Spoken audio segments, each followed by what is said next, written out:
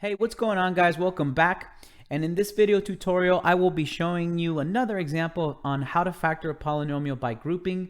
This example, however, is going to be using a number of methods. So we're going to be using the greatest common factor, we're going to factor by grouping, and then we're going to notice that one of the new binomials that we get when we factor by grouping, we can factor it even further using the difference of two squares method. So let's dive right into it and get the problem.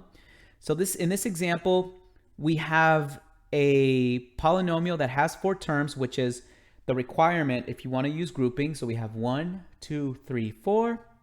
So what we want to do is we're going to put the first 2 terms together. So I'm going to rewrite my polynomial as 16n to the 3rd power plus 32n to the 2nd. So that's going to be a pair.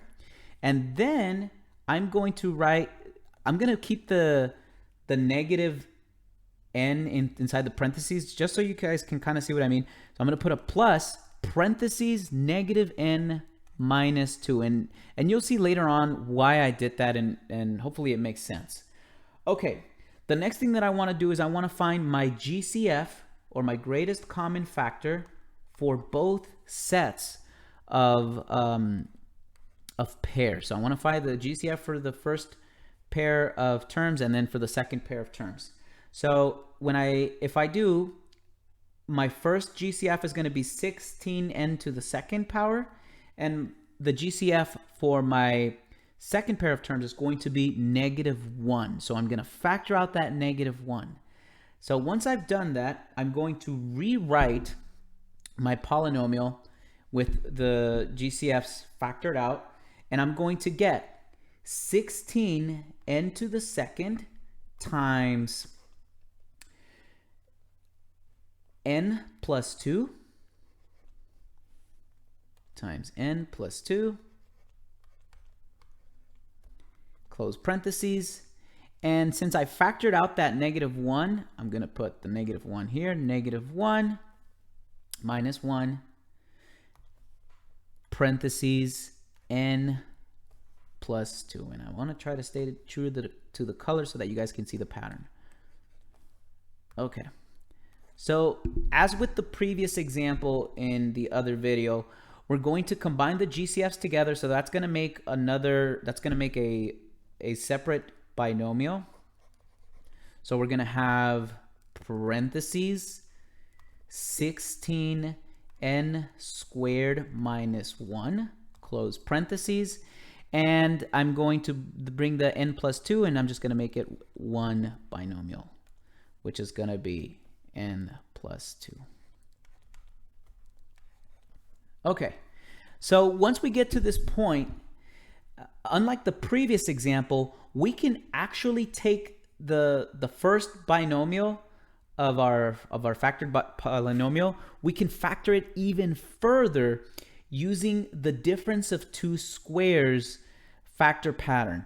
So I don't know if you guys remember the pattern. I'm going to try to rewrite it here real quick on the left. I'll try to write it on the left side here. So we know that when you have a squared minus b squared, your factored form is going to be a plus b times a minus b, and I'm going to put these in parentheses, a minus b, and that's going to be the factored form of the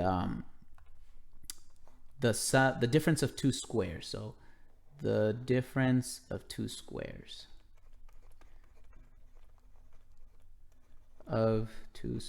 which is an example of a pattern that we did previously. So I'm going to move this out of the way just to clean up my working space a little bit. Okay. So what I need to do is I need to actually rewrite 16n squared minus 1 so that it fits the pattern, and I'll show you guys what I mean. So if I rewrite it, I'm going to get parentheses 4 n to the second power minus 1, and we know that we can write 1 as 1 squared. We're going to close the parentheses, and then n plus 2, well, that just comes down. We don't need to do anything to it. Okay, so if we look at the pattern, we can see that our a is going to be 4n, and our b is going to be 1. So using my special factoring pattern of the difference of two squares, I'm going to rewrite my factored form as, let me just zoom out a little bit.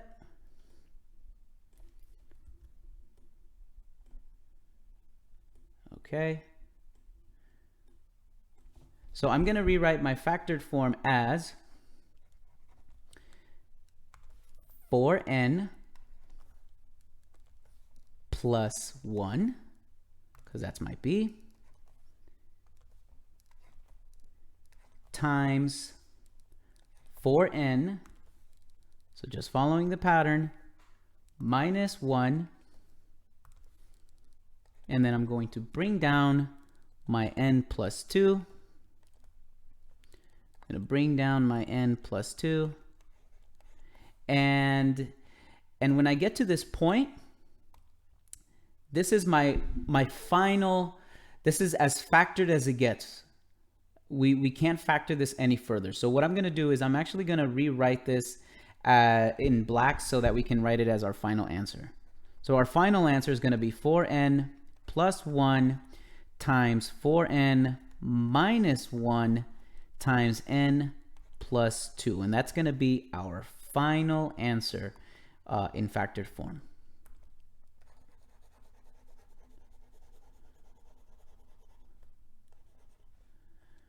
Okay, so let me zoom out a little bit. Okay. All right, and there you have it. So I hope you guys found this video tutorial helpful. Take care, guys. I'll see y'all soon.